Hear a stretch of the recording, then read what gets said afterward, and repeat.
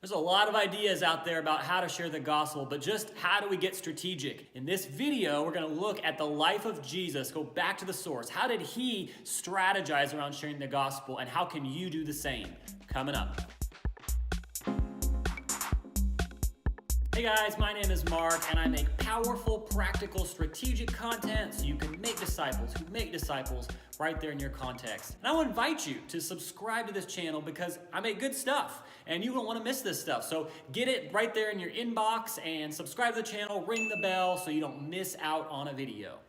Man, over the years, I have run into and seen so many different ways that people go about sharing the good news. And some of them are just downright bad, you know what I mean? Like, you see sometimes where people will drop those things that look like dollar bills that are tracts into a tip jar. I used to work at Starbucks, and when people would do that, I was like grabbing them up as soon as I could, like, don't let anybody see that. That gives Jesus a bad name. But ultimately, my question really is, what makes an evangelism strategy effective? And how are we measuring it being effective? I think the best way to do it is to look back to Jesus, right? How did Jesus model evangelism? What was his strategy? And is what we're doing considered effective according to what he did? So in the life of Jesus, we see a presence-centered strategy of evangelism that leads to a power evangelism. We see a proclamation-centered evangelism that leads to a transformation of lives. And we see a practical evangelism that leads to traction evangelism that turns into discipleship. So let's look at each of these.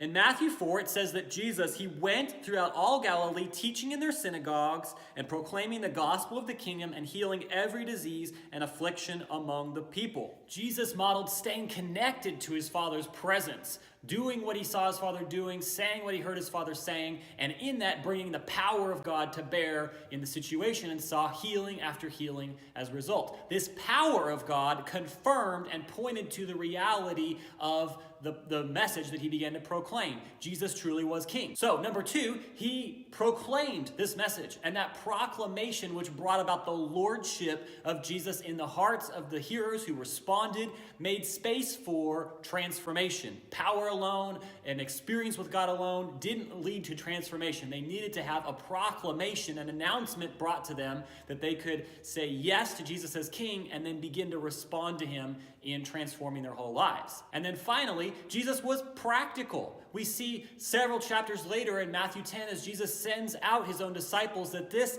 proclamation that he's done, this demonstration, has had traction.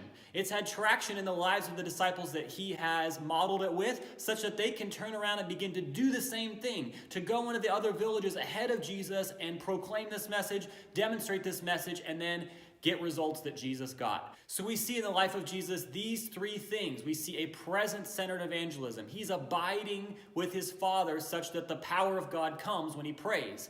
We see a proclamation-centered evangelism. Jesus is announcing, not explaining, but announcing the good news of Jesus that makes space for transformation to submitted hearts, hearts that are submitted to the King. And finally, we see a practical evangelism that gets traction in the lives of those that it is proclaimed to and demonstrated to, that they can begin to turn around and do this same thing and teach others to do the same thing. So it's duplicating as it goes. Hope that's helpful. And I hope this helps you begin to evaluate as you are pursuing evangelism, pursuing sharing the good news. Let us pursue the presence of God. Let us pursue proclamation of this good news. And let us pursue all things practical so that this gospel goes forth, it encounters the hearts of people, it has lasting impact, and it duplicates outward as it goes into the lives of others and transforms cities through a movement of discipleship. Guys, I sure hope this has been helpful content, and if it has, please take a moment and subscribe to our channel and leave us a question, leave us a comment. We'd love to connect with you and talk with you more.